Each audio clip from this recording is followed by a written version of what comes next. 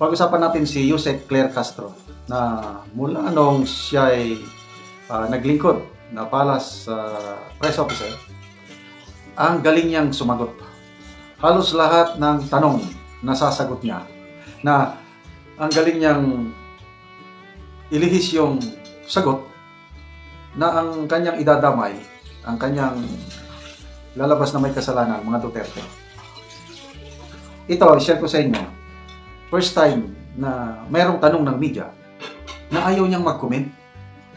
So, sabi ko, bakit? First time. Meron siyang isinagot, kailan umiwas siya sa... Hindi niya talaga sinagot. So, anong klaseng tanong ito? Na iniwasan niyang sagutin. Ipinasa niya sa iba.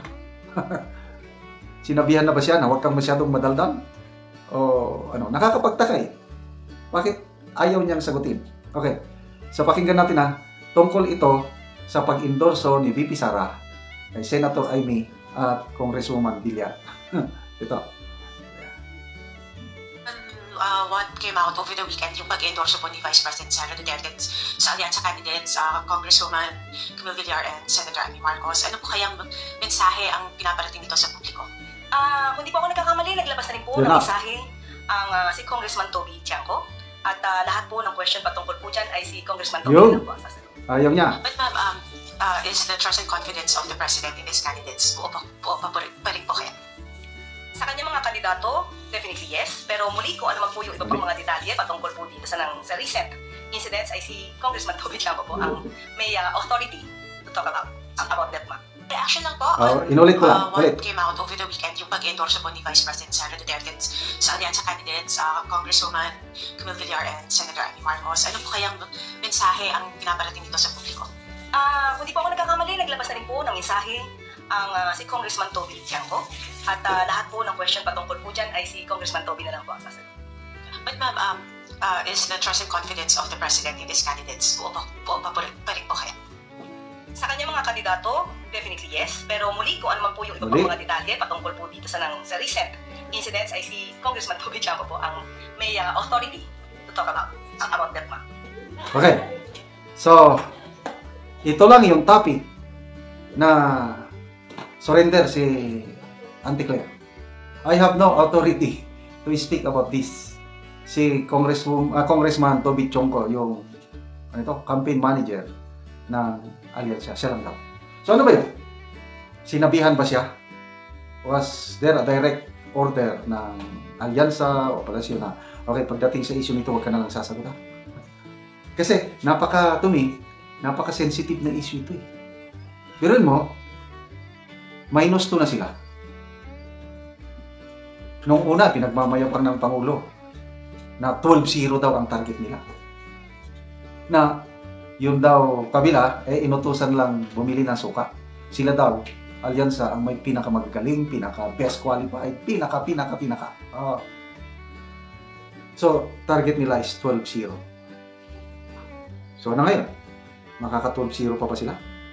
Wala na. 10 na lang ang kanila. Kaya, ito, grabe ang, anong tawag dito? Galawan. Plano pa nila, ito, may nagsasuggest, pati si Abalos, ilaglag na rin nila dahil parang wala nang pag-asang manalo si Benhur Abalos. At sino ang ipapalit? Kakampi, Dilawan. So ano ba yan? Yung mortal na kaaway ng Marcos nung una, sila yung grabing atake sa mga Marcos, diktador, magnanakaw, kung ano-ano. Ngayon, pwede na, mag-alyansa na sila. Ano ba yan? Gamitan na lang. So, tama naman na ayaw na lang sumagot si Auntie Claire. Baka mamaya madagdagan pa ng ma-confusion kung sasagutin pa niya. Marami akong nababasang mga post o comments na maraming nagpapasalamat kay Yusek Claire Castro. Mula daw nung umupo siya na Palace Press Officer, sa kasasagot niya sa mga tanong, hindi siya naubusan eh. Sagot siya ng sagot. Sabi ng iba, yun na daw nagsimula na bumaba ang rating ng Marcos administration. Agree ba kayo doon? Kaya maraming nagpapasalamat. Never disrupt your enemy when he or she is doing great mistake. Kaya, marami ang naiinis ng mga DDS kay Attorney Claire Castro. Ako hindi. Just let her be. Wala, sagutin niya. Ayun. Itim, pula, puti. Ang galing na sagot nun. Yung itim ads campaign ni Senator Amy at VP Sara. Ano daw yun? Ang itim talaga, yung previous administration. So, dito mo, nailihis niya yung sagot, papunta pa rin sa Duterte administration. Ngayon daw, konting kula na lang, pupunta na rin, papunta na, puti ng puti. Ang galing.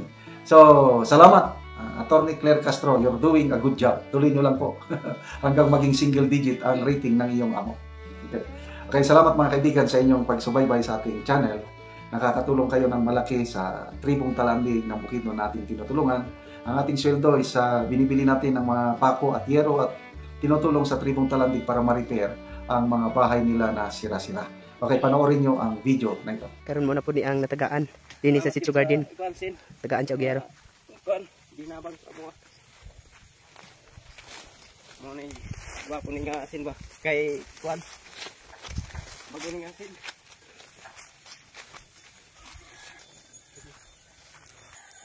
Mo na ni ang agyanan. asin nga iarag dinabang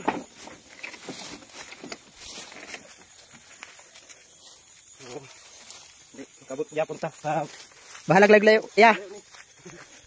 Baklay gyapon. At least makaatop. wala ba ni magsimulas kay kapoy kayo Wala kay sinilas.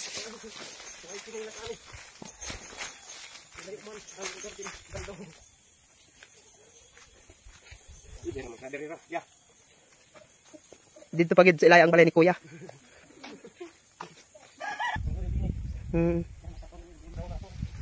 Abot na gid sa balay ni Kuya. Muna ni ang iyang balay. Yang payag. Yang payag nga kawayan ng intawon.